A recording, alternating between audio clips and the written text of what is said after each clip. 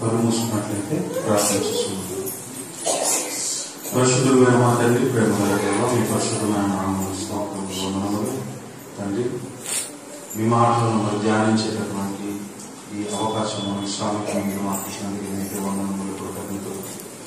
ఈ సమయంలో మరి తండ్రి ఒక ప్రాముఖ్యమైనటువంటి అంశం పిల్లలతో చెప్తున్నాయి ఉండగా మరి తండ్రి సమయోచితమైన నాకు అనుగ్రహించడం, మరి తండ్రి చెప్పబడుతున్నటువంటి సంగతులు అలాగూ ఉన్నవో లేవో మరి తండ్రి మీ పిల్లలు తెలుసుకొని వాటికి అనుగుణంగా మరి ప్రతి కాలంలో మీ కొరకు బ్రతుకుతారు కృప చూపమని మీ ప్రియకుమారుడు పరిశుద్ధుడైన యేసుక్రీస్తు వారి పరిశుద్ధమైన నామమున ఈ ప్రార్థన నడుపుతున్నాను తండ్రి.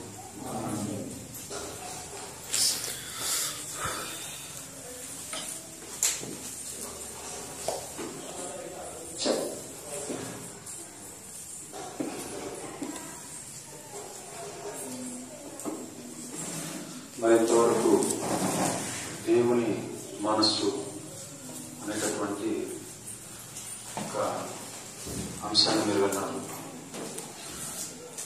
దేవుని మనస్సు ఎలాంటిదంటే 5 నిమిషాలు మీకు క్లుప్తంగా చెప్తాను. మీరు ప్రేమిస్తే మీరు ప్రేమించే దానికి మించి ఆయన మిమ్మల్ని ప్రేమిస్తాడు. దేవుడు అందరినీ ప్రేమిస్తున్నాడు. అంత ఖచ్చితంగా ఎలా చెప్పగలరు ఏంటంటే, మంచివాడైనా చెడ్డవాడైనా సూర్యుడి నుండి వచ్చేటటువంటి ఆ వెలుగు కానివ్వండి, ఆ వేడి కానివ్వండి, అది సమానం. వచ్చే వర్షం, ఎవరికి తాగే నీరు, వీచే గాలి, ఇవన్నీ మీరు ఎప్పుడైనా ఆలోచించారో లేదో, భూమి మీద ఉన్నటువంటి మంచివాడికి అలాగే చెడ్డవాడు అయినటువంటి వారికి ఇవి సమానంగానే ఇచ్చుకుంటూ వచ్చాడు ఆయన.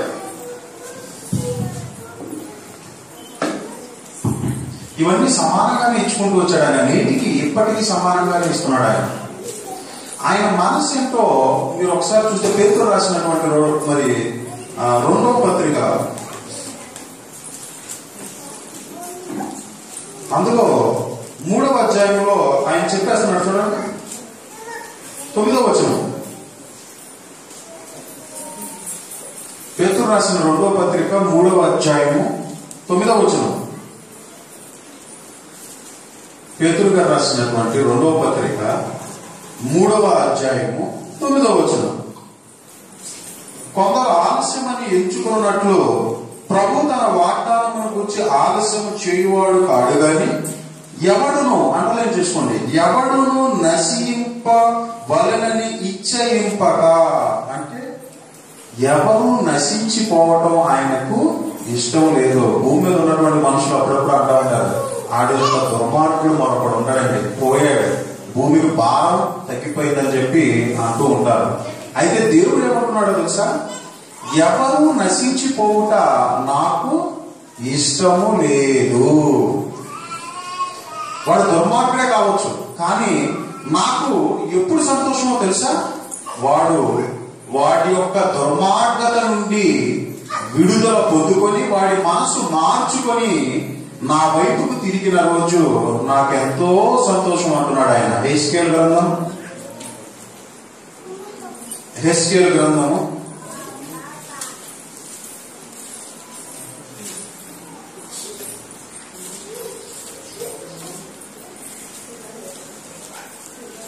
అందులో ఒకసారి 18వ వచనానికి రండి. హెస్కేలు గ్రంథం 18వ అధ్యాయం 23.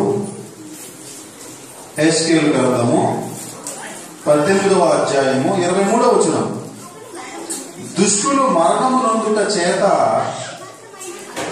నాకు ఏమాత్రమైన సంతోషము కలుగునా అని అంటున్నాడు ఆయన. అంటే ఒక దుష్టుడు చనిపోవడం వలన నాకు సంతోషము లేదు అని అంటున్నాడు ఆయన. మరి ఎప్పుడు సంతోషం అంట? చదవప్పుడు వాడు లేదా అతడు, అంటే ఆ దుష్టుడు లేకపోతే ఆ దుర్మార్గుడు తన ప్రవర్తనను దిద్దుకొని అంటే ఆ దుర్మార్గతను విడిచిపెట్టి, ఆ దుర్మార్గను విడిచిపెట్టి బ్రతకడమే నాకు ఇష్టం అంటున్నాడు ఆయన. దీన్నే యేసుక్రీస్తుల ప్రభువారు భూమి మీదకి వచ్చినప్పుడు ఒక ఉపమాన రీతిగా చెప్పాడు ఆయన. అది అందరికీ తెలిసిందే. ఏంటో చెప్పండి.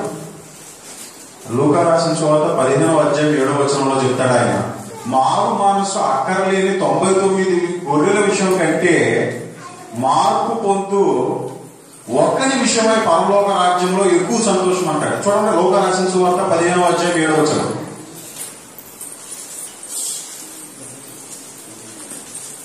లూకా రాసిన సువార్త 15వ అధ్యాయము 7వ వచనం. అటువలే మారు మనసు అక్కర్లేని 99 నీతిమంతుల విషయమై కలుగు సంతోషం. అంటే 99 మంది నీతిమంతులను చూస్తే కలిగేటటువంటి ఆ సంతోషము కంటే మారు మనస్సు పొందు అనగా దుర్మార్గతలో ఉన్నటువంటి ఒక దుష్టుడు వాడి యొక్క ప్రవర్తనను మార్చుకున్నప్పుడు ఒక్క పాపి విషయమై, అంటే ఆ పాపి మారినందుకు అదండి పరలోకమందు ఎక్కువ సంతోషం అంట. పరలోకంలో ఎక్కువ సంతోషం అంట. ఇప్పుడు చెప్పండి, దేవుని ఇష్టం దేంట్లో ఉంది?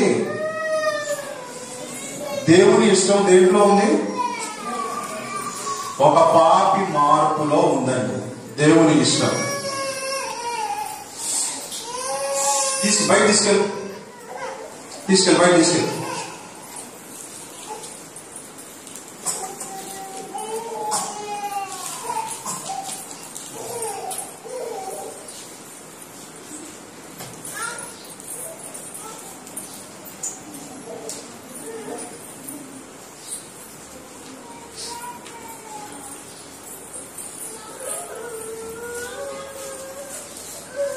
ఆయన ఇష్టం దేవుల్లో ఉందండి.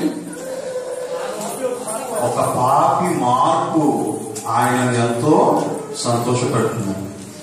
అందుకనే యేసు భూమి మీద బ్రతుకున్న దినాల్లో ఏ పనిలో ఉన్నాడో తెలుసా? పాపులను మార్చేటటువంటి పనిలో ఉన్నాడు ఆయన. ఏ పనిలో ఉన్నాడు ఆయన? పాపులను మార్చే పనిలో ఉన్నాడు. ఆ పనిలో ఏమైపోయాడో తెలుసా? ఆయన దేవునికి సమర్పించుకున్నాడండి. ఎందుకు? దేవుని మనసు ఎరిగినవాడు ఆయన. మీకు అర్థమైంది అనుకుంటారు. దేవుని మనస్సు ఏంటయ్యా అంటే, అందరూ మారాలి, నా పిల్లలు అందరూ నా దగ్గరికి రావాలి. ఒక దుష్టుడైనా సరే వాడి యొక్క దుర్మార్గత నుండి మార్పు పొంది వాడి ప్రవర్తనను మార్చుకొని నా కొరకు బ్రతకాలి. ఇదే ఆయన ఇష్టం అండి. ఇదే ఆయన మనసు, ఇదే ఆయన కోరుకుంటుంది. అది ఎరిగిన వాడు కనుక ఏం చేశాడంటే భూమి మీద బ్రతుకున్న దినాలలో ఆ పనిలో ఉన్నాడు. పాపులను మార్చే పనిలో, దేవుని వైపుకు మరలించే పనిలో ఉన్నాడు. ఆ పనిలో భాగంగా తనను తానే అర్పించుకున్నాడు. ఇప్పుడు మరి దేవుని ఇష్టం, దేవుని మనసు తెలిసిన మీరే పనిలో ఉంటారు, మనం కూడా అదే పనిలో ఉంటారు. ఏమన్నా ఈ వాక్యాన్ని అనేకులకు ప్రకటించాలంటే కనీసం ఒక్కళ్ళు మారినా సరే పరలోకంలో ఎంతో ఆనందం. Okay, very good. ఇప్పుడు ఒక ప్రాముఖ్యమైనటువంటి అంశం, అదే దెయ్యమా దైవమా. సాధారణంగా ఇలాంటి అంశాలు వచ్చిన మొట్టమొదటి సెషన్లో నేను ఎప్పుడు చెప్పను. కారణం ఏంటంటే ఇవి ఎంతో ప్రాముఖ్యమైనవి, ఎంతో విశ్లేషమైనవి, మీరు ఎప్పుడు విననటువంటి అంశాలు, ఎన్నో విగూఢమైనటువంటి లేదా లోపల దాగి ఉన్నటువంటి సంగతులన్నీ బయటకు వస్తాయి. ఇవి ఎప్పుడు రెండో సెక్షన్ కి ఆఖరి చివరిలో చెప్తానంటాను. ఎందుకో తెలుసా? అంతము వరకు సహించిన వాడే రక్షించబడతాడు అని ఉంది బైబిల్లో. చివరి వరకు ఎవరైతే దేవుని మహాజ్ఞానం కొరకు ఓపికతో ఉంటారో వాళ్ళ కొరకే. ఓకే, అంశం పేరు దెయ్యమా దైవమా. ఇదే అంశం అండి బాబు. దెయ్యమా దైవమా అని మీరు కంగారు పడవసరం లేదండి. ఏమంటారు? ఈ అంశంలో మీకు చెప్పాల్సినటువంటి ఒక ప్రాముఖ్యత సంగతి ఉంది. అదేంటంటే భూమి మీద ఒక క్రైస్తవునిగా లేకపోతే ఒక క్రైస్తవురాలిగా ప్రతి ఒక్కరూ తెలుసుకోవాల్సినటువంటి అంశం ఇది. అంటే ఏది దయ్యం, ఏది దైవం అనేది ఒక క్రైస్తవుడికి తెలియాలి. బయట ఉన్నటువంటి సమాజంలో ఉన్నటువంటి వాళ్ళకి ఇది తెలియదు. ఎందుకు తెలియదు? ఇది పాఠంలోకి వెళ్ళిపోతున్నాను. పొద్దున్నే మరి సహోదరులు ఆనంద్ బ్రదర్ ఒక అంశాన్ని మీకు చెప్పారు, అపవాది ఆయుష్. ఆ అంశాన్ని చెబుతూ దెయ్యం యొక్క పుట్టుకని చెప్పారు. దెయ్యం అసలు అది ఎలా పుట్టిందంటే ఎంతో చక్కగా నీటిగా వివరించి చెప్పారు ఆయన. పరలోకములో దేవుడు కోటాను కోట్ల మంది దూతలను కలుగజేశాడు. ఎందుకు కలుగజేశాడు? తాను కలుగజేయబోయేటటువంటి తన పిల్లలకు సేవ చేయడం కోసం. అయితే సేవకులుగా ఉండవలసిన ఆ దేవదూతలలో ఒక దేవదూతకి ఏం పుట్టింది ఆలోచన? చెడు ఆలోచన పుట్టింది. ఏంటి ఆలోచన? నేనెందుకు సేవ చేయాలి? ఆయన పిల్లలకు నేనెందుకు సేవ చేయాలి? నేను సేవ చేయను. మహోన్నతునితో నన్ను నేను సమానునిగా చేసుకోవాలి అని చెప్పి కొంతమంది దేవదూతలను ఏం చేశాడంట? తన పక్షాన తిప్పేసుకున్నాడు. వాడు చెడింది చాలదన్నట్టు ఒక సామెత ఉంటది, మీకు తెలుసో లేదో. తాను చెడిన వాడు చాలదన్నట్టు 10 మందిని చెడుపుతాడంట. అలాగా వాడొకడు పాడైపోయాడు. వాడిలో ఒక తప్పుడు కొడుకు పుట్టింది. కలుగజేసినటువంటి వాడు మాస్టర్కి లోపలిసిన వాడు ఏం చేశాడు? మాస్టర్ మీదకి ఎదురు తిరిగి మాస్టర్తో సమానంగా చేసుకోవాలనుకున్నాడు. వాడికి సపోర్ట్ గా మరికొంతమంది దేవదూతలు. వీళ్ళందరూ కలిసి ఏం చేశారు? సాక్షాత్తు పరలోకంలో దేవుని మీదే తిరుగుబాటు ఏర్పడేశారు. ఎందుకు? దేవుని సింహాసనం కోసం. అయితే దేవుడు ఆ సింహాసనం మీద ఎవరిని కూర్చోబెట్టాలని అనుకున్నాడు? ఏమంటే చూడండి, ప్రకటన గ్రంథం 3వ అధ్యాయం 21వ వచనం. ఆ సింహాసనం దేవదూతలకు ఇవ్వాలని అనుకోలేదండి ఆయన. సేవకులైనటువంటి ఆత్మలు దేవదూతలు వాళ్ళకి ఇవ్వాలని అనుకోలేదు.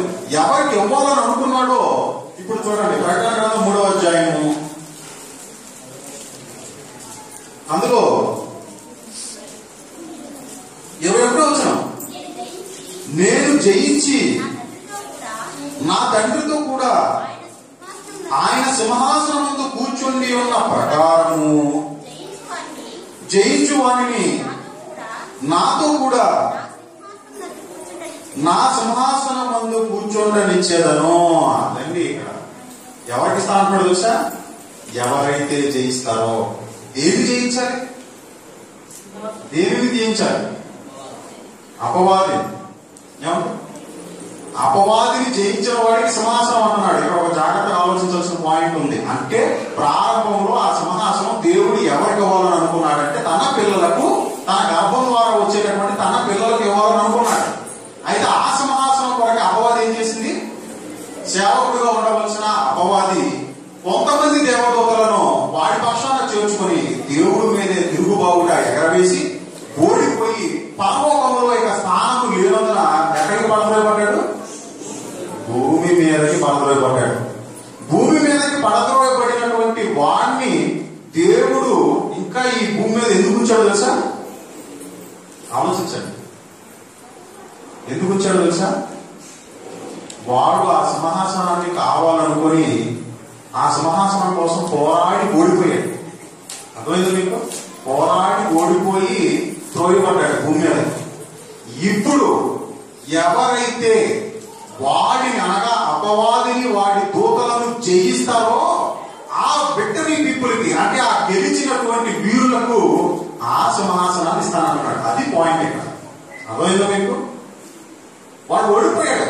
వాడు ఓడిపోయిన మీరు ఓడిపోయారు అనుకోండి, మీకు ఎందుకు సింహాసనం? అవునా కదా? ఆల్రెడీ ఆ సింహాసనం కోసం పోరాడి ఓడిపోయాడు.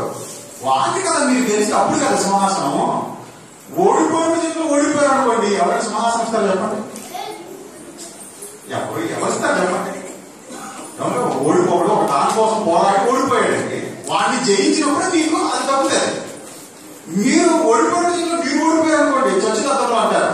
అలాంటి ఎవరిస్తారు సింహాసనం? అందుకే దేవుడు ఏం చేశాడు తెలుసా? కాలిపోయినప్పుడు అనుకుంటాడు, సాధారణంగా పేటరేగిపోతా ఉంటే దేవుడి పిల్లలను నానా ఇబ్బందులు, నానా కష్టాలకు గురి చేసి సువార్తను ప్రకటింపనివ్వకుండా, దేవుడి పనులు చేయనివ్వకుండా అడ్డుపడుతూ నానా హింసలకు గురి చేసి చంపేస్తా ఉంటుంటే దేవుడు ఎందుకు మౌనంగా అలా ఉన్నాడు పరలోకంలో అనుకుంటా ఒక కార్యం? అది మౌనం కాదు.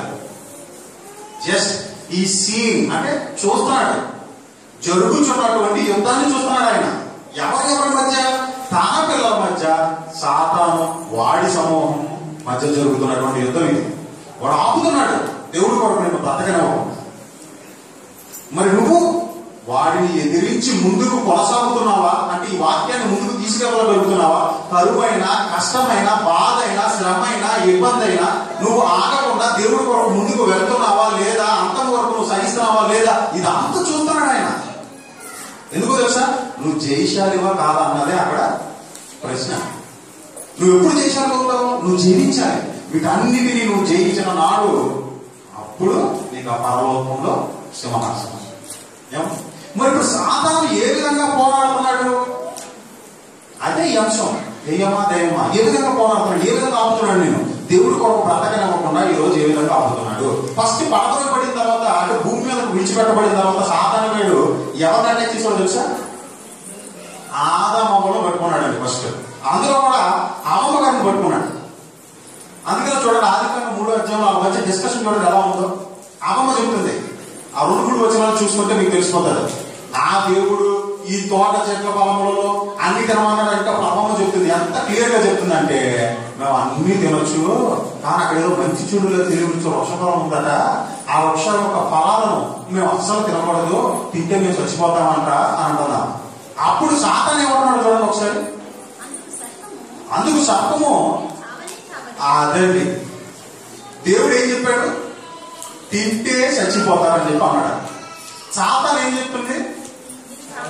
మీరు చావరు అంటే మీరు తిన్నా చచ్చిపోరంటారు. పైపొచ్చి ఇంకేం చెప్తుందో చూడండి. ఎలా అనగా మీరు వాటిని తినమున మీ కన్నులు తెరవబడి మీకు మంచి చెట్లు తెలిసిపోతాయి, దేవతల వలె ఉండిపోతారు. చూడండి ఎలా చెప్తుందో. ఇది దేవుడు కూడా తెలుసు, ఇది చెప్పలేదా? అర్థమైంది మీ పాయింట్? మీరు చావడు, అక్కడ అబద్ధం చెప్పాడు. తర్వాత అక్కడ మళ్ళీ ఒక విషయం చెప్తున్నాడు, అది తింటే ఖచ్చితంగా మంచి చెడుల, మరి తెలుగు నుంచి వృక్షఫలం కదండి, మంచి చెడుల తెలుగు వృక్షఫలం యొక్క పండు మీరు తింటే మంచి ఏంటో చెడులో మీకు తెలుస్తుంది, తెలవదు, తెలుస్తుంది. ఆ నిజం చెప్తున్నాడు. కానీ నిజానికి ముందు ఏం చేశాడు? ఒక అబద్ధాన్ని పరిచయం చేశాడు. సింపుల్ గా మోసం, దీన్ని ఏమంటారు? మోసం అంటారు. మోసంతో స్టార్ట్ చేశాడు, మీరు చచ్చిపోరు అన్నాడు. తర్వాత మళ్ళీ ఏమంటాడు? మంచి చెడుల వృక్షఫలం తింటే మీకు మంచి ఏంటో చెడు తెలుస్తుంది, మీరు దేవతల వలె ఉంటారు అని చెప్తున్నాడు. అలా చెప్పాలేంటి? మంచి చెడుల వృక్షఫలం తింటే మంచి ఏంటో చెడు తెలుస్తుంది. కానీ దానికి ముందు ఒక అబద్ధాన్ని పరిచయం చేసి ఫస్ట్ అమ్మమ్మను పడేశాడు, అంటే ఆ పండుని తినేలాగా చేశాడు. తర్వాత మళ్ళీ ఏంటో తెలుసా? ఆ అమ్మమ్మ ఆ పండు ఆదాం గారికి ఒక ఆయన తినేశాడు. అలాగా అక్కడ ప్రారంభమైనటువంటి వాడి యొక్క ఆ మోసం కార్యక్రమాలు తర్వాత తరాలు విస్తరించే కొద్దీ అధికమైపోయాయి. అధికమైపోయి చోట ఏ స్థాయికి వెళ్ళిపోయిందో తెలుసా మీకు? ప్రపంచ మానవాళిని ఈ రోజు దేవుని వైపుకు మరల్చకుండా అనేకమైనటువంటి విద్యలు ప్రదర్శించడం మొదలుపెట్టాడు. అనేకమైనటువంటి విద్యలు ఈరోజు మనుషుల మధ్య పుట్టింది మొదలు చచ్చిపోయేంత వరకు ఈ మధ్యలో మనిషి చదవడానికి సరిపడా కోర్సులు ఉన్నాయంట భూమి మీద. పుట్టింది మొదలు చచ్చిపోయేంత వరకు 60 ఏళ్ల వరకు ఓపుకుండి చదవాలి, కానీ డిగ్రీల మీద కొద్ది డిగ్రీలు, వెరైటీ డిగ్రీలు చేసే అంత విద్య ఉంది ఈరోజు భూమి మీద. అనేకమైనటువంటి విద్యలను పుట్టించాడు. అలాగే మనుషులను ఇంకా దేవుడి వైపుకు మార్చమని ఏం చేశాడో తెలుసా? వాడికంటూ ఒక ముద్రను సృష్టించుకున్నాడు. వాడికంటూ ఒక ముద్రను సృష్టించాడు భూమి మీద. ఏంటంటే వాడు సృష్టించినటువంటి ముద్ర దేవునికి ప్రతిగా ఒక ముద్రను సృష్టించాడంట వాడు. ఏంటి ఆ ముద్ర? అసలు దాని గురించినటువంటి ప్రస్తావన ఏమన్నా ఉందా బైబిల్లో అని అంటే ఉందండి. ఎక్కడ ఉంది? ప్రపంచ మానవాళిని సైతం ఒకే ఒక దానితో దెబ్బ కొట్టేట్టు ఒక ముద్రను వాడు ఎలా తయారు చేశాడు? ఇంతకు అసలు అది ఏంటది? నిజంగా అది ప్రపంచ మానవాళిని దేవుడి నుండి దూరం చేస్తుందా? అది అంత భయంకరమైందా? దేవుడు దాని గురించి ఏమన్నా రాశాడా పరిశుద్ధ గ్రంథంలో అని మీరు ఎంత ఆలోచించినట్లయితే, ప్రకటన గ్రంథం 13వ అధ్యాయం 11, 12, 13, 14, 15 వచనాలు. మరియు భూమిలో నుండి మరి ఒక క్రూర మృగము పైకి వచ్చుట చూచి తిని, గొర్రెపిల్ల కొమ్ము వంటి 2 కొమ్ములు దానికి ఉండేను. అది ఘటసర్పం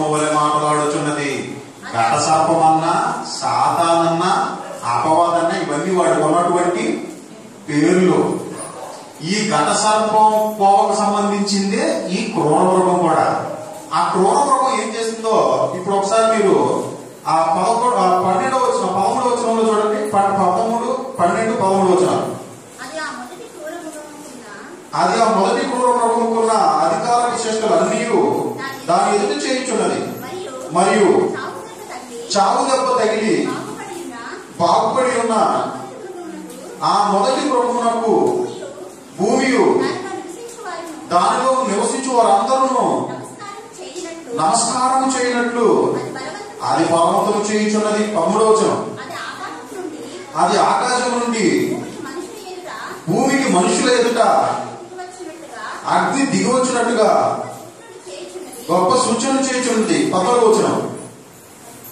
కత్తి దెబ్బ తినియు బ్రతికిన ఈ క్రూర మృగమునకు ప్రతిమను చేయవలనని అది భూమివాసులతో చెప్పుచు.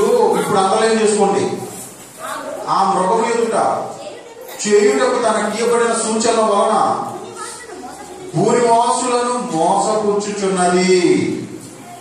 ఏమండి, ఈ 14వ వచనంలో ఒక 2 మాటలు చదువుతాను, అట్లా అండర్లైన్ చేసుకోండి, దాన్ని వివరిస్తాను మీకు. అందులో 14వ వచనంలో కత్తి దెబ్బ తినియు బ్రతికి ఉన్న ఈ క్రూర మృగము అని ఉందండి. ఈ క్రూర మృగం ఎవరో కాదండి, ఆ అపవాద తాలూకానే, ఆ ఘట సర్పం తాలూకా. అందుకనే ఘట సర్పం వలె మాటలాడుచున్నది అని అన్నాడు 11వ వచనంలో. ఇంతకీ క్రూర మృగం ఏం చేస్తుందంట?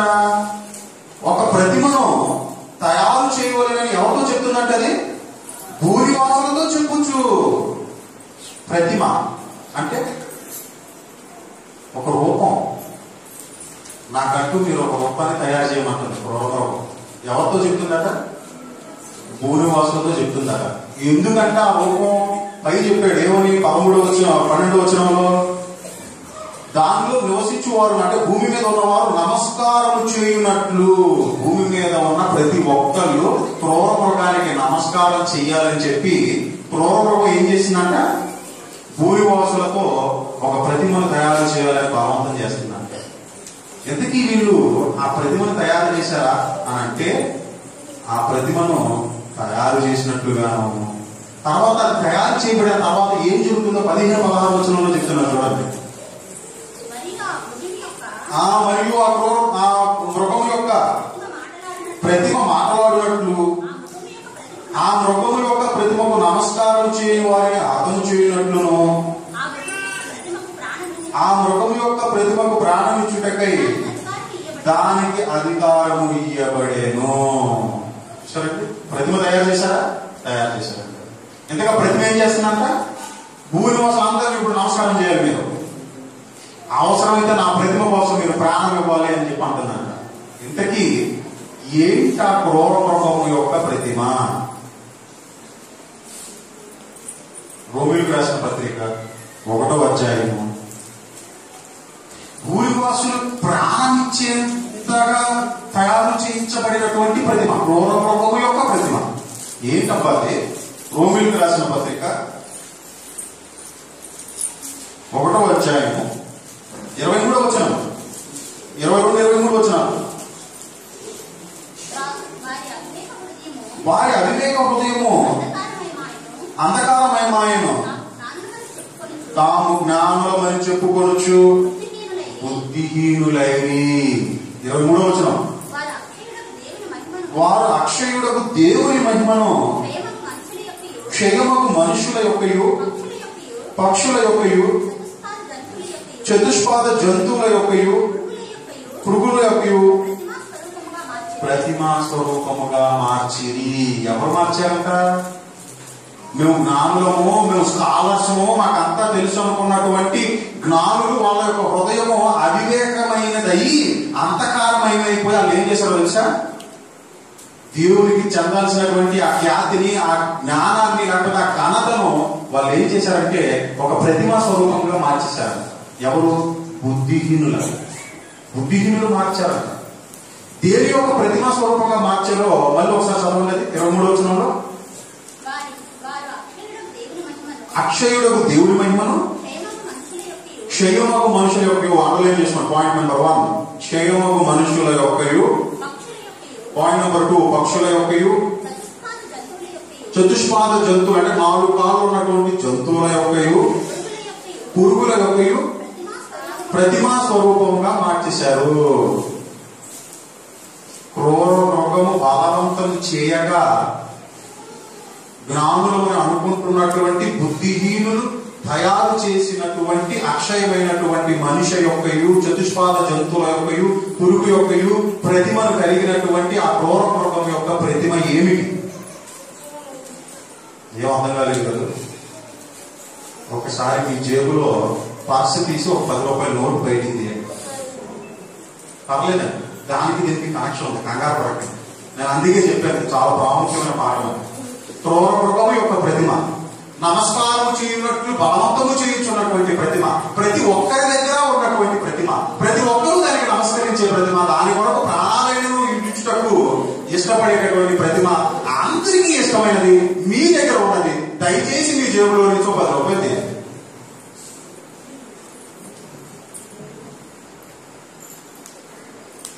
అలా తీయండి. కాను కింద కాదులేండి, మీరే మళ్ళీ పర్సులో పెట్టేస్తుంది కానీ తీయండి, జస్ట్ సబ్జెక్ట్ కోసం.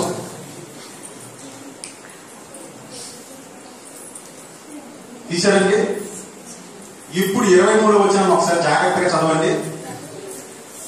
23వ వచనం, వారు అక్షయుడు అంటే నిరంతరము ఉండు దేవుని మహిమను క్షయమగు మనుషుల యొక్కయు అలాగే పక్షుల యొక్కయు చతుష్పాద జంతువుల యొక్కయు పురుగుల యొక్కయు ప్రతిమా స్వరూపంగా మార్చారు. ఇప్పుడు ఇంతకీ ఆ మృగం యొక్క ప్రతిమ ఏంటయ్యా అంటే, మీ జీవితంలో నా నోటు తీసారా, దాంట్లో ఉన్నటువంటి మనిషి క్షయమైనటువంటి మనిషి, అక్షయమైనటువంటి మనిషి. ఆ నోటు మీద ఉన్నటువంటి బొమ్మ ఎవరి బొమ్మ అండి? ఆయన క్షయమైన ఆయన, అక్షయమైన. క్షయము అంటే నశించిపోయేటటువంటి, అక్షయము అంటే నాశనము లేనటువంటి.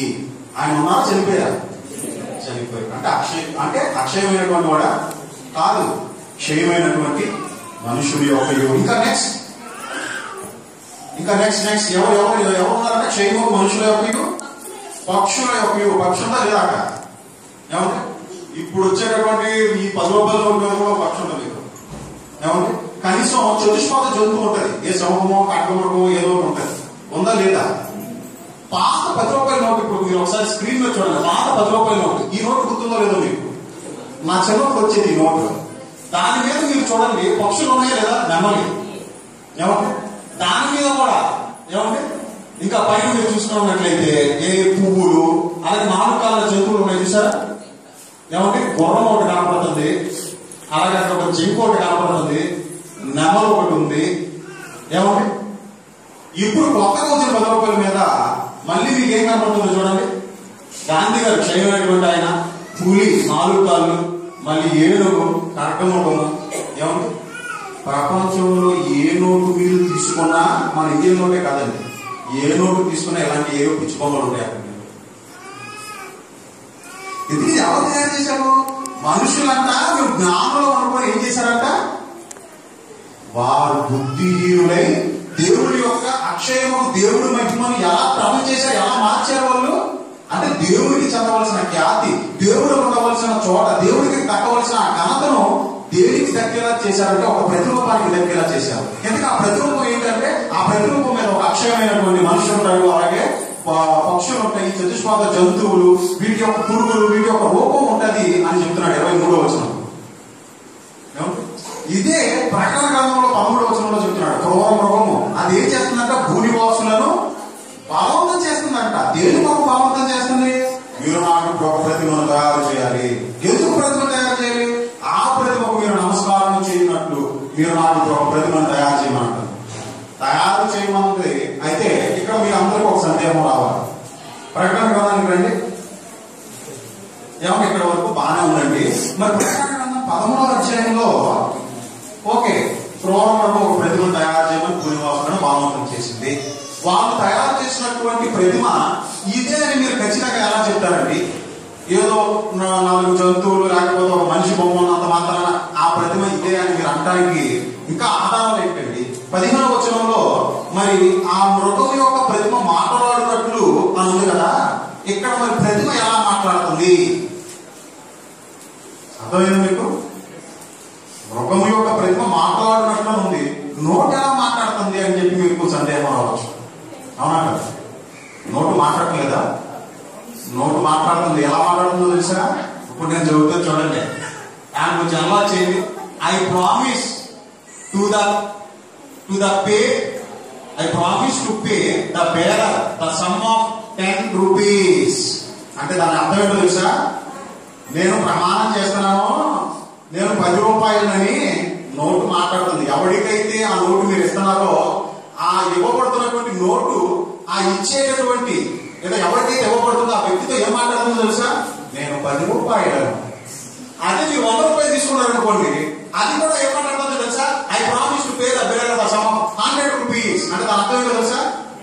నన్ను తీసుకుంటున్నావే, నా విలువ ఎంతో తెలుసా? 100 రూపాయలు. ప్రతి మాట్లాడుతుందా? మాట్లాడుతుంది. ఇంకా చూద్దాం. ఇంకా ఏమన్నా చూడండి. ప్రకటన గ్రంథం 11వ అధ్యాయం. ఆ మృగం యొక్క ప్రతిమ మాట్లాడినట్లు ఆ మృగం యొక్క ప్రతిమకు నమస్కారము చేయని వారిని హతము చేయనట్లు. ఇది నిజమా కాదు? మీరే చెప్పండి.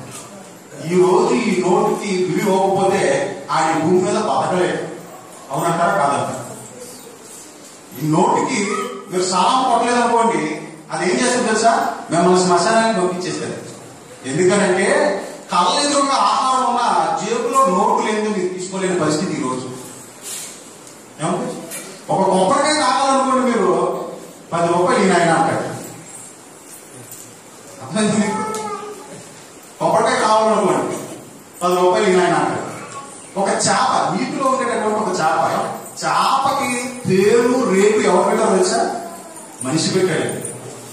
ఏమంటే ఒక చెరువులోకి వెళ్ళి చేపలు పట్టుగానే చేప మీద అంటదా, నేను శీలావతిని, నా రేటు 100 రూపాయలు అంటదా? లేదండి. చేపలు పట్టుకున్నది నీవు, దానికి పేరు పెట్టింది నీవు, దానికి రేటు కట్టింది నీవు. అక్షయమైనటువంటి దేవుని మహిమను ఈ విధంగా ఒక మృగం యొక్క ప్రతిమను తయారు చేసి దీనికి దక్కేలాగా చేసిన ఎవరు తెలుసా? బుద్ధిహీనులైనటువంటి మనుషులని. ఈ రోజు నోటికి నమస్కారం చేయని ప్రతి వాడు ఏమవుతున్నాడు తెలుసా? హతమైపోతున్నాడండి. ఇంకా ఏముందో చూడండి, కింద చూడండి. ఆ మృగము యొక్క ప్రతిమకు మృగము యొక్క ప్రతిమకు ప్రాణం ఇచ్చుటకై దానికి అధికారం ఇవ్వబడెను. మృగము యొక్క ప్రతిమకు ప్రాణం ఇచ్చుటకై దానికి అధికారం ఇవ్వబడెను. మీరు కూడా ప్రాణిస్తున్నారండి? నిజం చెప్పండి. మృగము యొక్క ప్రతిమ కొరకు ప్రాణం ఇచ్చుటకు ఆ ప్రతిమకు అధికారం ఇవ్వబడిందంట. ఇప్పుడు ప్రాణిస్తున్నారా? ఇవ్వట్లేదా? 100 రూపాయలు ఇస్తే చంపేసే జనం కూడా ఉన్నారు ఈ రోజుల్లో. మరి ఒక కైండ్ ఇన్ఫర్మేషన్. ఆడెవడో నాకు తెలియదు, నాకు 100 నేను వేసేస్తాను అనుకున్నాను. అర్థమైందా? అలాంటి సమాజంలో ఉన్నాం మనం ప్రస్తుతానికి. ఫ్యాక్ట్స్ మాట్లాడుకున్నాం కాసేపు. అర్థమైందా? రూపాయి నువ్వు ఏం చేస్తావంటే, నేను ఏం చేయను, అక్క చెల్లెల మధ్య, అన్నదమ్ముల మధ్య, అమ్మ కొడుకు మధ్య, అలాగే బాబు కూతుల మధ్య చిచ్చు పెడతానంతే. అదే నా డ్యూటీ. అర్థమైందా మీకు? నువ్వేం చేస్తావు, నేను అదే చేశాను. ఈరోజు అన్నదమ్ములు ఒకే తల్లి కలవాలనుకుంటున్నటువంటి ఇద్దరు కొట్టుకొస్తున్నారు. దేని కోసం? ఆస్తి కోసం. అవునంటారా కాదంటారా? Money makes many things. ఇవన్నీ ఎక్కడి నుంచి వచ్చాయి? ఈ సాంపులన్నీ ఎక్కడి నుంచి వచ్చాయండి? డబ్బు ఏమైపోయిందో తెలుసా? ఈరోజు ప్రతి ఒక్కరికి జబ్బుగా తయారైంది. పుట్టిన వాళ్ళు పాడెక్కేంత వరకు ఈ గుండె లబ్డప్ కొట్టుకుంటే మనిషి మాత్రం డబ్బు అని చెప్తున్నాడు. ఏ దేశంలోనైనా సరే, ఇది మన భారతదేశ పరిస్థితే కాదు. అమెరికాలో కానివ్వండి, జపాన్లో కానివ్వండి, ఏమంటే అమెరికాలో ఉండేటటువంటి డాలర్లు అయినా, రష్యన్ రూపుల్లో అయినా సరే, ఇండియాలో ఉండేటటువంటి రూపీస్ అయినా సరే, డబ్బు ఉంటేనే మనిషికి తేనా. ఇది ఉంటే నేను అయ్యగారు అని అంటారు, ఇది లేకపోతే ఉదయని అంటారు. అది పరిస్థితి. మీకు అర్థమైందో లేదో? మృగము యొక్క ప్రతిమకు ఉన్నటువంటి అధికారం దాన్ని ప్రకటన గ్రంథంలో చెప్తున్నాడు. ఏమంటే కోడ్ భాషలో చెప్పాడు, దాన్ని మేము డీకోడ్ చేస్తున్నాం ఈరోజు అంతే. నెక్స్ట్ ఇంకా 16వ వచనం. కాగా కొద్దివారు గాని, గొప్పవారు గాని, ధనికులు కానీ, డబ్బు ఉన్నవాడు కానీ, కొద్దివాడు కానీ, అలాగే ఇంకా నెక్స్ట్ దరిద్రుడు గాని, స్వతంత్రుడు గాని, దాసుడు గాని, అందరూ తమ కుడి చేతుల మీద, తమ నొసళ్ళ మీద ముద్ర వేయించుకున్నట్లు. ఇక్కడ పాయింట్. మేము క్రూర మృగం యొక్క ముద్రను మా కుడి చేతి మీద ఎలా వేసుకున్నామండి? కుడి చేతి మీద ముద్ర వేసుకోలేదా? క్రూర మృగం యొక్క ప్రతిమా స్వరూపం లెఫ్ట్ హ్యాండ్ ఇవ్వండి, ఎవరికైనా తీసుకుంటారా? ఏవో 10 రూపాయలు ఉన్నాయనుకోండి, లెఫ్ట్ హ్యాండ్ తో తీసుకోండి. బాబు లెఫ్ట్ హ్యాండ్ ఉపయోగిస్తున్నాం ఆయన, కుడిచి ఉపయోగించిన ఆయన లక్ష్మీదేవి ఒప్పుకోరు. క్రూర మృగం యొక్క ముద్ర ట్రాన్సాక్షన్స్ ఎప్పుడు రైట్ హ్యాండ్ తోనే జరగాలి. అదే అంటున్నాడు, అందరూ తమ కుడి చేతి మీద దాని ముద్ర వేయించుకున్నారంట. కుడి చేతితోనే ఇచ్చేవాడు కుడి చేతిలో, తీసుకునేవాడు కుడి చేతితోనే, లెఫ్ట్ హ్యాండ్ తో ఉంటాం. ఇంకా నెక్స్ట్ నొసల మీద మేము ఎలా ముద్ర వేసుకున్నాం? 24 గంటలు దాన ఆలోచనే, అవునా కాదా? డబ్బు ఎలా సంపాదించాలనేది ఒక ఆలోచన, వచ్చిన తర్వాత ఎలా ఖర్చు పెట్టాలనేది ఆలోచన. అర్థమైందా మీకు? నొసల మీద కుడి చేతి మీద దాని ముద్రను మనుషులు వేయించుకునేలాగా చేసిందంటే ఎలా చేసింది? ఇలా చేసింది. క్రూర మృగం యొక్క ప్రతిమను సమాజంలోనికి తిప్పి ఏమంటే ఇర్రెస్పెక్ట్ ఆఫ్ ఎనీ రిలీజియన్, క్యాస్ట్ ఏం చేస్తుంది తెలుసా? ప్రతి ఒక్కరు దీనికి టింకి సలాం కొట్టాల్సిందే, ప్రతి ఒక్కరు దీని కొరకు ప్రాణం ఇవ్వాల్సిందే. దేవుడికి దక్కవలసినటువంటి మహిమ ఈ రోజు దానికి దగ్గర చేసిందండి. అందుకనే ఏమంటే నేను పలానా దైవాన్ని నమ్ముతున్నాను అనేటటువంటి వాడు ఎవడైనా సరే ఆ దైవాన్ని నమ్ముతున్నాడో లేదో తెలియదు కానండి, ఈ దైవాన్ని మాత్రం బాగా నమ్ముతాడు. వాడు ఇదే దైవం. కాకపోతే ఏంటంటే నేను దేవుడు కొరకు అంటాడు, కానీ వాడు ఉన్నది దీని కొరకు. అర్థమవుతుంది అనుకున్నాను. ప్రపంచంలో ప్రతి ఒక్కడు అండి దేవుడిని నమ్మేవాడు కానివ్వండి, దేవుడు నమ్మనివాడు కానివ్వండి, ఒక దాన్ని మాత్రం కావాలని అనుకుంటున్నాడు, ఒక దాని కొరకు మాత్రం ప్రయాసపడుతున్నాడు, ఒక దానికి నమస్కారం చేస్తున్నాడు, దాని మీద ఆధారపడి బతుకుతున్నాడు. అదే ఈ డబ్బు. అందుకని యేసు బతుకున్న రోజులు ఏమన్నాడు తెలుసా? ఎవడికి 2 యజమానులు ఉండరు, ఒకడే యజమాని ఉండాలి మీకు. మత్తయి రాసిన సువార్త 6వ అధ్యాయం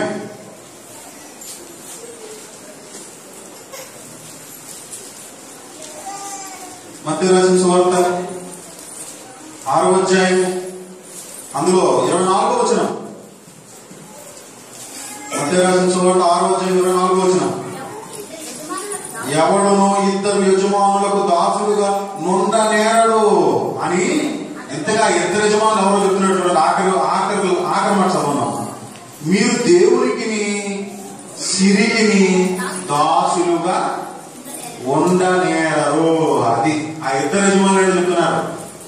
ఆ 2 యజమానుల గురించి చెప్తున్నారు యేసుక్రీస్తు ప్రభువారు. ఎవడికి 2 యజమానులు ఉండకూడదు. ఒకటి దేవుడా, రెండోది సిర.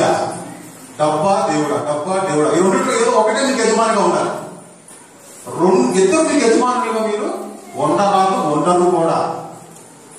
ఎందుకు అంత ఖచ్చితంగా ఎందుకు చెప్తున్నాడు ఆయన? ఎందుకంటే ఆల్రెడీ ఆయనకు తెలుసు దేవుని స్థానంలోకి వచ్చింది క్రూర మృగము.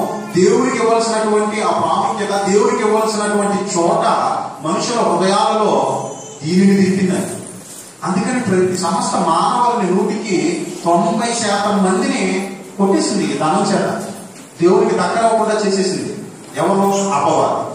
మిగిలిన 10% క్రైస్తవులు ఉన్నారు. ఇప్పుడు క్రైస్తవులు ఎక్కువ, 10 మంది ఏదో 10% ఏదో క్రైస్తవులు ఉన్నారు. ప్రపంచవ్యాప్తంగా క్రైస్తవులు ఉన్నారు. క్రైస్తవులు అంటే మేము క్రీస్తుని నమ్మిన వాళ్ళమండి అని చెప్పుకుంటున్నటువంటి వారు కూడా ఈరోజు ఎలా ఉన్నారో తెలుసా? అందులో 10లో మళ్ళీ 9% దీనికి ఇంపార్టెన్స్ ఇచ్చేవాళ్ళే. అందుకనే వాళ్ళు దేవుడి దగ్గరికి వచ్చినప్పుడు కూడా వాళ్ళు ఏమడుగుతారు తెలుసా? ప్రభువా మాకు ఇప్పుడు డబ్బులు కావాలి. డబ్బులు ఏదో ఒకటి లోక సంబంధమైన వాటిని ఆశించి వస్తున్నారు దేవుడి దగ్గరికి. ఇప్పుడు మీరు మనం ఒకటి డైరెక్ట్ గా ఒక ప్రశ్న అడుగుతాను. ఈ జనం అంటే ఇలాగ ఏదో ఒకటి భూ సంబంధమైన వాటిని ఆశించి దేవుడి దగ్గరికి వచ్చి ఈ క్యాడరు నేను ఇప్పుడున్న క్రైస్తవుల్లో ఉందని మీరు అనుకుంటే అది మీ పొరపాటు. యేసు భూమి మీద ఉన్నప్పుడే యేసుని దేని కొరకు వెంబడించారో మీరు ఒకసారి బైబిల్ చదివితే మీకు ఆశ్చర్యం అనిపిస్తుంది. ఈ రోజేదో ఈ 20వ శతాబ్దంలో ఏదో జనాలు ఏదో లోక సంబంధమైన వాటి కొరకు క్రీస్తులోకి వచ్చేసారు, చాలా మంది క్రైస్తవులు స్వభావం క్రైస్తవులు అని అనుకుంటే అది మీ పొరపాటు. ఎందుకో తెలుసా? యేసు భూమి మీద బ్రతుకున్న దినాలలోనే యేసుని ఎందుకు వెంబడించారు యోహాను రాసిన సువార్త 6వ అధ్యాయం 2వ వచనం. యోహాను రాసిన సువార్త 6వ అధ్యాయం 2వ వచనం.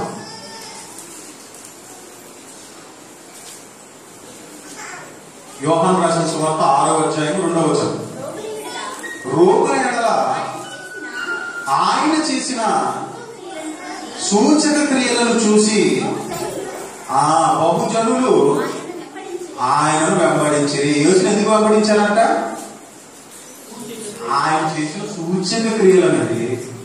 అంటే ఈయనవాడు బాబు కుష్ఠరోగం వచ్చేస్తే కుష్ఠరోగం బాగు చేసేస్తున్నాడు, జ్వరం వచ్చిన వస్తే బాగు చేసేస్తున్నాడు, ఎలాంటి విధమైనటువంటి రోగంలోనైనా బాగు చేసేస్తున్నాడు అని చెప్పి ఈయనతో పాటు వెళ్తే మనకు కూడా ఏమన్నా శారీరక సంబంధమైనటువంటి బలహీనతలు అంటే రోగాలు ఉంటాయి, పోతాయి అని చెప్పి ఒక క్యాడర్ ఆయన వెంబడిస్తే మరొక క్యాడర్ అంటే మరొక జనం ఎందుకు వెంబడించారో ఆయన చెప్తున్నటువంటి అదే యోహాను రాసిన సువార్త 6వ అధ్యాయం 26వ వచనం. యోహాను రాసిన సువార్త 6వ అధ్యాయం 26వ వచనం. యేసు మీరు సూచనలను చూచుట వల్ల కాదంటే మీరు వెంబడించింది సూచనలను చూసి కాదు. దేని కొరకు మరి? అది రొట్టెలు భుజించి తృప్తి పొందుట వల్లనే నన్ను వెంబడించుతున్నారు. అంటే ఈ క్యాడర్ ఎందుకు వెంబడించిందంటే యేసుక్రీస్తు ప్రభువారిని ఈయనతో పాటు ఉంటే 5 రొట్టెలు ఉన్న 5,000 మందికి పంచించేస్తున్నాడు. So time to time food దొరికిపోతుంది. ఏమన్నా రోగాలు వచ్చేస్తే రోగాలు తీసేస్తున్నాడు. సో 1 shot 2 birds అంటే ఈయనతో పాటు ఉంటే ఒకటి రోగాలు ఫ్రీ, అంటే రోగాలు ఏమన్నా రోగాలు వస్తే వాటి నుంచి విడుదల ఫ్రీ, అంటే శారీరక సంబంధమైనటువంటి బలహీనత నుంచి మనం విడుదల పొందొచ్చు. Second thing time to time మనకి ఫుడ్ దొరుకుతుంది. దీని కొరకు ఆయన ఆ రోజు వెంబడించారు. మరి నేడున్న వాళ్ళు కూడా దీని కొరకు వెంబడిస్తున్నారు ఆయన. మరి బైబిల్ ఏం చెప్తుంది? కొరింథీ సంఘానికి రాసిన మొదటి పత్రిక 15వ అధ్యాయం 19వ వచనం. కొరింథీ సంఘానికి రాసినటువంటి మొదటి పత్రిక 15వ అధ్యాయం 19వ వచనం. ఈ జీవితకాలం మట్టికే మనం క్రీస్తునందు నిరీక్షించినట్లయితే, అంటే ఈ భూ సంబంధమైన ఈ చిన్న చిన్న వాటి కొరకే మనం దేవుడి దగ్గరికి ఒకవేళ వస్తే మనుషులందరికంటే మానవు దౌర్భాగ్యులము. అర్థమైందా మీకు? కేవలం 60-70 సంవత్సరాల ఈ చిన్ని బ్రతుకులు చిన్ని వాటి కొరక నువ్వు దేవుడి దగ్గరికి వచ్చింది కాదండి, పరలోకం కొరకు. ఈ లోకములో మన యాత్ర ముగిసిపోయిన తర్వాత ఆత్మ పరలోకానికి వెళ్ళాలంటే ఏ అవసరం? దాని కొరకు నువ్వు రావాలి క్రీస్తు దగ్గరికి. కానీ క్రీస్తు దగ్గరికి వస్తున్న వల్ల కూడా ఎందుకు లాభం వస్తుందో తెలుసా? ఎవరైనా వాక్యం ఉన్నారనుకోండి, పరలోకం కొరకు రావట్లేదండి. ఈ రోజు దేవుని కొరకు వస్తున్నారు తెలుసా? ఈ లోక సంబంధమైనవి ఏదో దొరుకుతాయని చెప్పి వస్తున్నారు క్రీస్తు దగ్గరికి. ఉద్యోగం వస్తుంది, లేదా పిల్లలకి పెళ్లిళ్ళు అవుతాయి, లేదా కోర్టు తగాదాల్లో ఉన్నటువంటి ఆస్తి మాకు కలిసి వస్తుంది. ఇలాంటి కారణాలు ఏవో ఆశించి క్రీస్తు దగ్గరికి వస్తున్నారు. ఈ కేవలం 60-70 సంవత్సరాలు ఈ భూ సంబంధమైనటువంటి బ్రతుకు కొరకు. అలా వచ్చేలాగా ఎవరు చేశారు? బోధను, ఆధ్యాత్మికమైనటువంటి బోధను శారీరక సంబంధమైనటువంటి బోధగా మార్చింది ఎవరు? సాతానండి. అర్థమైందా మీకు?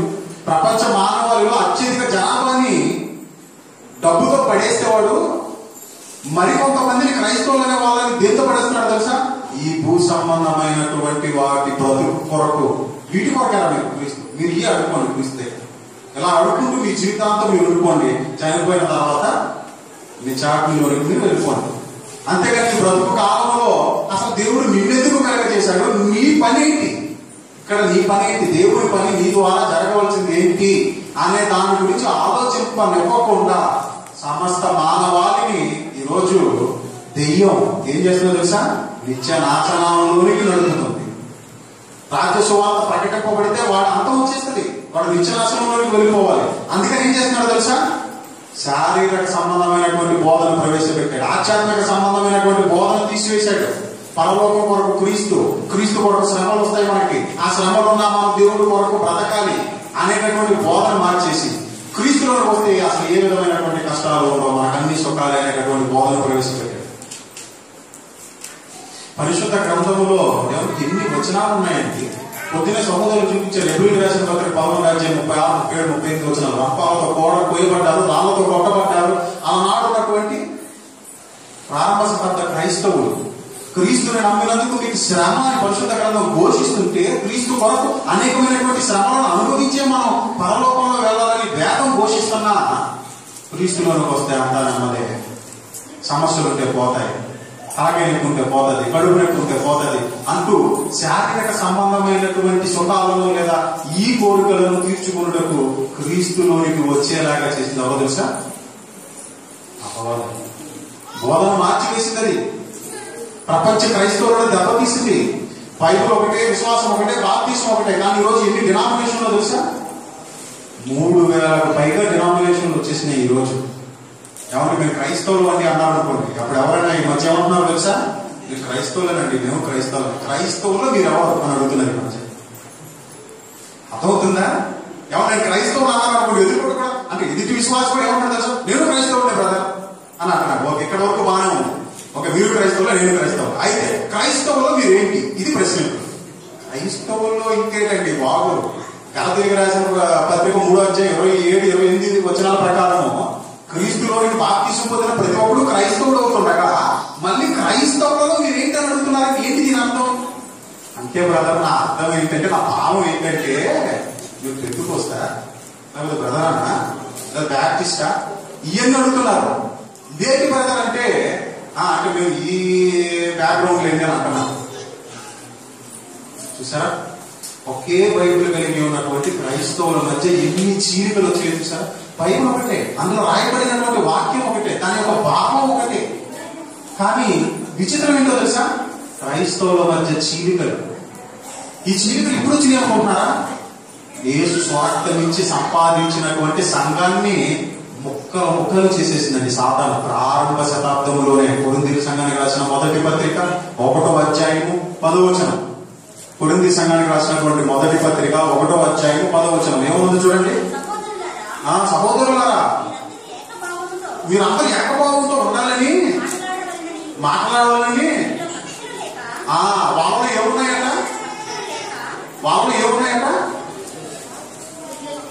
కక్షలు. ఏంటి? విశ్వాసుల మధ్య కక్షలా? విశ్వాసుల మధ్య కక్షలట. ఇంకా ఏమంటున్నారంట వాళ్ళు? మీరంతా ఏక మనసుతో ఉండాలి, మీలో మీకు విభేదాలు ఉన్నాయి, మీలో మీకు కక్షలు ఉన్నాయి అని అంటూ కింద 12వ వచనంలో వాళ్ళు ఏం మాట్లాడుతున్నారంట చూడండి.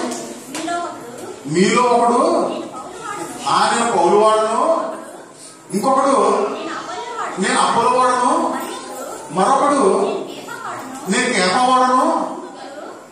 ఏమంటే ఇలా ప్రతి ఒక్కడు నేను పౌలు వాడను, నేను కేఫా వాడను అని ప్రారంభ శతాబ్దంలో వాళ్ళు మాట్లాడుకుంటుంటే పౌలు ఏమంటున్నాడు తెలుసా? అపోలో ఎవడు, పౌలు ఎవడు? క్రీస్తే కదా మీ కొరకు రక్తం ఇచ్చింది, మీరంతా క్రైస్తవులయ్యా, మీలో మీకు ఏంటి విభేదాలని పౌలే ప్రారంభ శతాబ్దంలో గర్జిస్తుంటే, ఈ 20వ శతాబ్దంలో 1 కాదు 2 కాదు 3000కు పైగా బోధనతో విడిపోయారండి క్రైస్తవులు. ఒకటిగా ఒక క్రైస్తత్వాన్ని మొక్కలు చేసిన ఎవరో తెలుసా? అపవాది. ఎందుకో తెలుసా? సత్యవాక్యం ఈ లోకంలో ప్రకటింపబడకూడదు. అది ప్రకటింపబడితే అంతం వస్తుంది, ఆయన రాక వస్తుంది. ఆయన రాక వస్తేవాడు నిత్యాగ్నిలోకి వెళ్ళిపోవాలి. అలా వెళ్లకుండా ఉండాలి అంటే ఈ సత్యవాక్యం ప్రకటింపబడకూడదు. ప్రపంచ మానవాళిని డబ్బుతో మోసం చేయాలి, దానికి లొంగలేదా? ఒకవేళ క్రైస్తవుడు అనబడుతున్నాడా? అయితే వాడికి సత్యవాక్యం అందకూడదు. వాడికి ఏదో ఒక డినామినేషన్ పిచ్చి పెట్టేయాలి, అందులోనే వాడి జీవితకాలం మగ్గిపోవాలి వాడు. ఈ విధంగా వాడు దేవుని కొరకు బ్రతకకూడదు అని అంటూ ఈరోజు క్రైస్తవులను సైతం ఏం చేస్తున్నాడు తెలుసా? మోసం చేసి నానాటికి వాడు ఆయుష్ వాడు ఏం చేస్తున్నాడు తెలుసా? పెంచుకుంటున్నాడండి. ఈ రోజు సాతాను యొక్క ఆయుష్ను పెంచుతున్న మహానుభావులు ఎవరో తెలుసా? క్రైస్తవులే. మనమే పాపం వాడి ఆయుష్కి వస్తున్నాం. ఎలాగో తెలుసా? బైబిల్ని చదవం, దీంట్లో ఉన్నటువంటి జ్ఞానమైన సంగతులను ఆలోచించం, దీన్ని చదివినా సరే దీన్ని ఎవరికి చెప్పం. ఏమండి?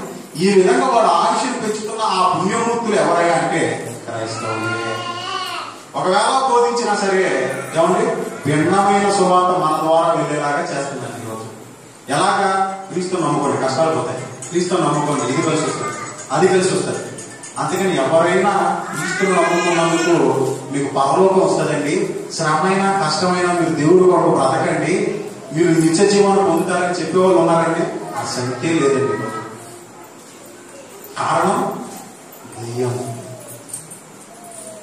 ప్రియమైనటువంటి దేవుని వల్ల ఏది దెయ్యమో ఏది దైవమో మీరే ఆలోచించండి. ఈ అంశం అదే, ఏది దెయ్యమో ఏది దైవమో మీరు ఆలోచించాలి. 1-4 సార్లు దేనికి ప్రాముఖ్యత ఇవ్వాలో మీరు ఆలోచించుకోవాలి. అదే చెప్తున్నాడు యేసు భూమి మీద బ్రతుకున్న దినాల్లో అదే చెప్పాడు. ఏమో తెలుసా? ఎవరికి ఇద్దరు యజమానులు ఉండడానికి వీలు లేదు. ఒకటి ఈ లోకంలో ఉండేటటువంటి సిరి ఇది కావాలా, లేదా దేవుడు ఉండేటటువంటి పరలోకం కావాలా? ఈ రెండింటిలో దెయ్యమా దైవమా ఏది దేనికి ఓటు వేస్తారో, దేనిని గెలిపించుకుంటారో, దేని పక్షానికి మీరు వెళ్ళిపోతారో మీరే నిర్ణయించుకోండి. కళ్ళు మూసుకోండి. ప్రభు చెప్పినైతే మళ్ళీ మరొకసారి కలుసుకున్నాను, ప్రార్థన చేసుకుని కూర్చున్నాను. పరిశుద్ధుడైన మా తండ్రి, ప్రేమ గల దేవా, మీ పరిశుద్ధమైన నామమున స్తోత్రములు తండ్రి. ఏది దెయ్యమో ఏది దైవమో మీ పిల్లలకు వివరించాను.